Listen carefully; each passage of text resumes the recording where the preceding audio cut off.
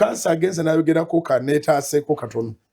kubanga waliwo n'omubuulizi omulala yagati benkwata akazindaalo nkyuka ngenda kwedda kikemusumba kwatenda mulamu kansa agambye ndi ku Sunday nyina gwena walabulaawo nentabuka nnyo bwinago wakalakata bwena kalakata kusa ekigabo kizibu nnyo sina bwena kalakata wabula ekyaliwo kyekimu nalaba Katikkiro wa Buganda bwe tussaamu ekitiibwa ffenna owekitiibwa Charles Peter Mayiga ate nga munnamateeka Kabaka yasiima abeere Katikkiro kati emyaka gisusse mu 12 ng'ayogera ekigambo nga kyolekedde ffe abalokole nange sinaba kumanya ani yakyogera naye nga bwe yakyogera yaga nti abalokole beewasa tetulina miziro kati ku Sunday kubanga nze nyumirawo lwanzikiriza yange nayina okujja mbategeeze nti tulokoka kuva mu kibi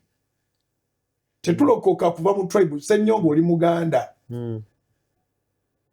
era tetulokoka kuva mu kika Ssennyonga abeera Wanyonyi Nakinsige oli Muganda ate oli Wanyonyi era okubeera Omuganda n'okubeera ow'ennyonyi the two things is not a crime okulokoka tekikujjaako kika era nekusande ngenda kuddamu mbasomese nti mwannyoko omuzirira ddala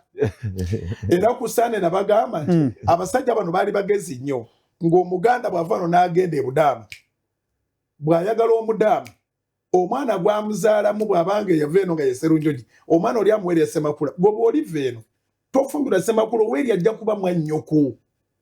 amannya ge gatwawula so sirina gwe nali nkalakata sirina gwe nali nkalakata kale yaffe abakadde bano balemu ogifuula ekyenyinyalwa ekitategerekeka gavumenti bwetubuusabuusa oba Bakabaka ba Buganda ne bubuusabuusa intellectuality yaffe feni tuba tusigadde luddawo so nga guidance yaffe nga bw'ojja ne constitution nze Bible yene mala constitution yose erimanya ngigoberera